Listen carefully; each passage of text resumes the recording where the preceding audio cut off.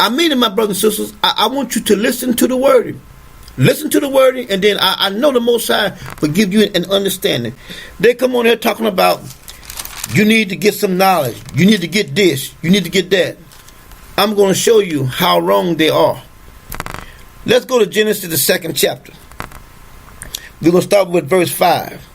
It says here, now, you guys already know over in chapter 1 that God created the man and the woman and gave them dominion over all the fowls of the air and over all the fish of the sea. This is the woman and the man that he created, not the man that he formed from the dust of the earth. Okay, now we're going to talk about the man that he formed from the dust of the ground. All right, now we're in chapter 2, verse 5. Now watch this right here. Genesis chapter 2 verse 5. We're going to read. You say, every plant of the field, before it was in the earth, and every herb of the field before it grew. For the Lord God had not caused it to rain upon the earth, and there was not a man to till the ground. But there went up a mist from the earth, and watered the whole face of the ground. And the Lord God formed man of the dust of the ground, and breathed into his nostrils the breath of life, and man became a living soul. Now, if you read chapter 1, like I said, God created a woman and a man over there. Over here, this man that he formed from the dust of the earth, God breathed his breath into him, and he became alive. And not only that, God gave this man that he formed from the earth a soul. The man from the earth is the only one that has a soul. The others do not have a soul. Now, let's go here a little further. A living soul. Verse 8 says, and the Lord God planted a garden eastward, and there he put the man whom he had formed. All right? And out of the ground made he to grow every tree that is pleasant to the sight and good for food. The tree of life in the midst of the garden, and the tree of knowledge of good and evil. All right, now I'm going to stop there for a minute. Now, God put all these trees there. All of them. This was not a mistake that God put a tree there. I mean, a tree was just there in the garden, and Adam didn't know what it was. Yes, Adam knew what it was.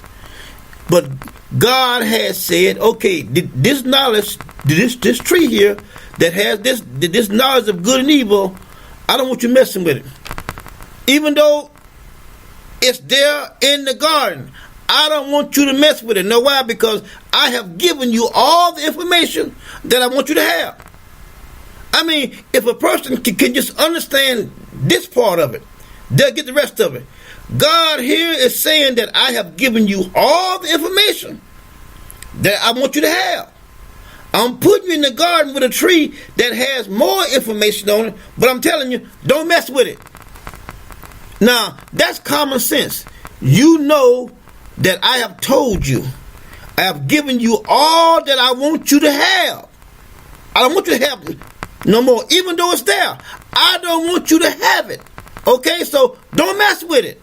All right, now we got that part straight. Now let's go a little further here. We're gonna look at verses. Let's jump on down here to verse. Let's look at verses. Let's look at verses. Jump down to verse 15. Let's look at 15. It says, and the Lord God took the man and put him in the garden, of Eden, to dress it and to keep it. And the Lord commanded the man, saying, of every tree of the garden thou mayest eat freely. Thou mayest freely eat. But of the tree of knowledge and good and evil thou shalt not eat of it, for in the day that thou eatest thereof thou shalt surely die. Now God told him that if he eats that tree, he's going to die. He told Adam that. Now he didn't tell the woman and the man that they was going to die, but he told Adam that you're going to die. And he told Adam, you take care of this area. You take care of this area. But see, Adam going to drop the ball. He's not going to take care of this area. He's going to let somebody else come in and mess up everything for him. That's why I keep on stressing. I don't care what nobody else say. I don't care. They're not gonna mess up nothing between me and the Most High. No. They can say whatever they want to say. I ain't changing nothing until He tell me to change. That's when I change. Other than that, LD ain't changing nothing. Neither is the real. Now let's go here a little further. Now He told him that he's gonna surely die. Isn't that right? Now let's go over here to Daniel. Let us go over to Daniel, because see, they holler about all the books that is missing.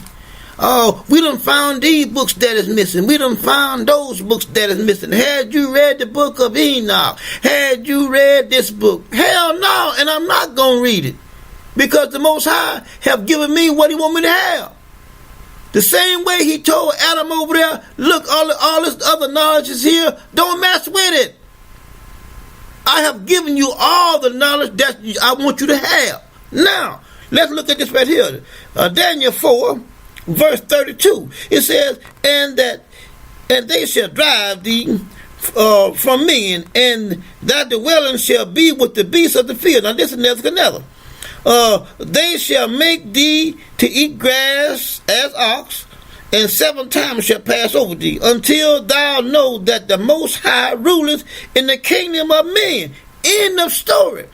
Now, if any books is missing, that's what I ask. If anybody out there believe in the Most High and believe what He says, then you see why he told Adam, don't mess with that. I have already given you what I want you to have. I put it there, but that don't mean that you're supposed to mess with it. But guess what? Adam didn't mess with it. He let somebody else mess with it. And that's what caused him to get in trouble. Now, let's look at Genesis chapter 3. Let's start with verse 7. It says here, in the eyes of talking about man and the woman that ate the tree, it says, and the eyes of them both were open, and they knew that they was naked, and they sewed fig leaves together and made themselves aprons. Now y'all remember that now, because this is the man and the woman, not Adam and Eve, and I can prove it, and I will prove it. Now look, he goes on here, and he says, let's jump on down to verse 15. It says, and I will put enemies between thee and the woman, and between that seed in her. Is that the one that I'm on? Genesis chapter 3. Let me see. Is that the one I'm on? No, let's go back, and I'm gonna read down to verse 12. Let's read verse 8. Now look what it says here. And they heard the voice of the Lord God walking in the garden in the cool of the day. And Adam, now listen, Adam and his wife. Are y'all hearing me?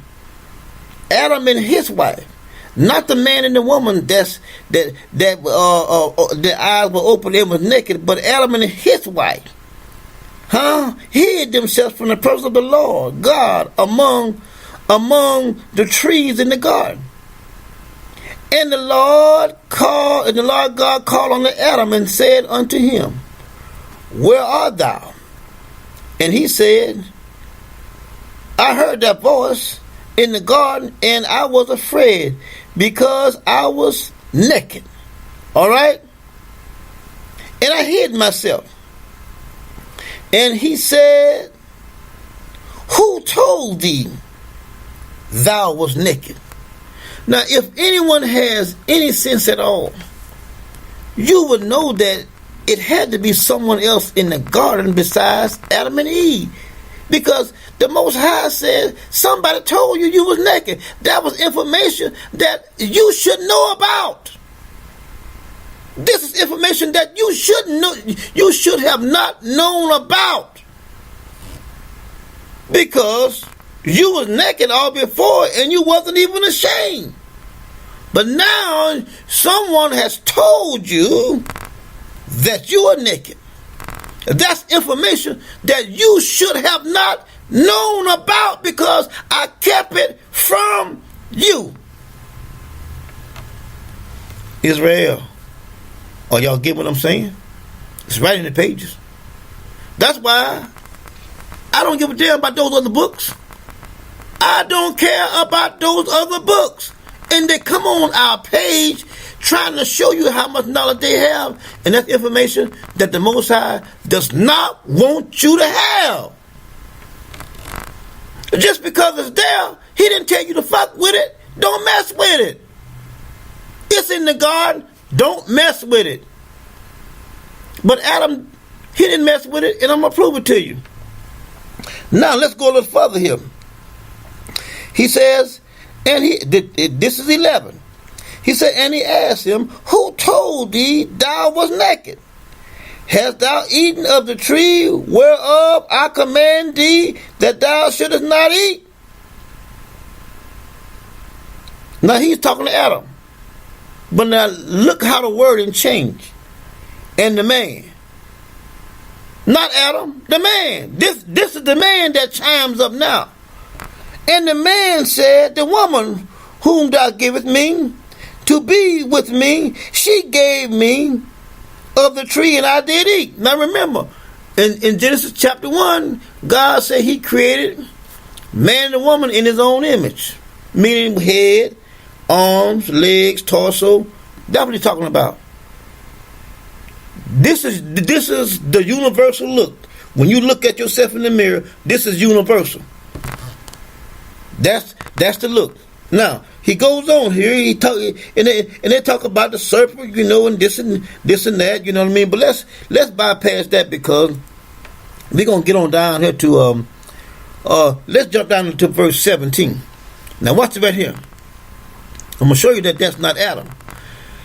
It says, well, let's read 16 to let's read 16. He says, unto the woman, he said, I will greatly multiply thy sorrows and thy conception.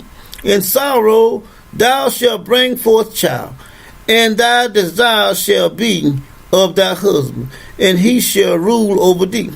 All right, now watch right here. And unto Adam, see that? He didn't call him a man, he called him Adam. When he addresses Adam, he called Adam by his name. When he talks about the man, he calls the man.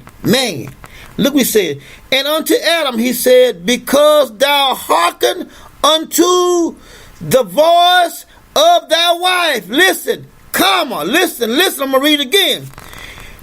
And unto Adam he said, because thou hast hearkened unto the voice of thy wife, and hast eaten of the tree which I commanded thee, saying, thou shalt not eat of it, cursed is the ground for thy sake. In sorrow shalt thou eat of it all the days of our life. Adam did not eat of the tree. He ate of the tree that God told him he could eat of. Not that he ate of the tree of the knowledge of good and evil. No, but see, what happens here to Adam is because Adam dropped the ball and let somebody else come in and then mess everything up. Then this is what's going to happen to you. You got to work now. You got to really work. Look what he says here. Thorns also and thistles shall it bring forth to thee, and thou shalt eat the herbs of the field. In the sweat of thy face shalt thou eat bread, till thou return unto the ground. Remember, he told Adam in chapter 2, he said that he formed who? The man out of dust of the earth. And he named him Adam, didn't he? But the first man and woman he created in his own image and after his likeness. See, so this is Adam all day long. He's telling Adam, you're going to till. You're going to work now.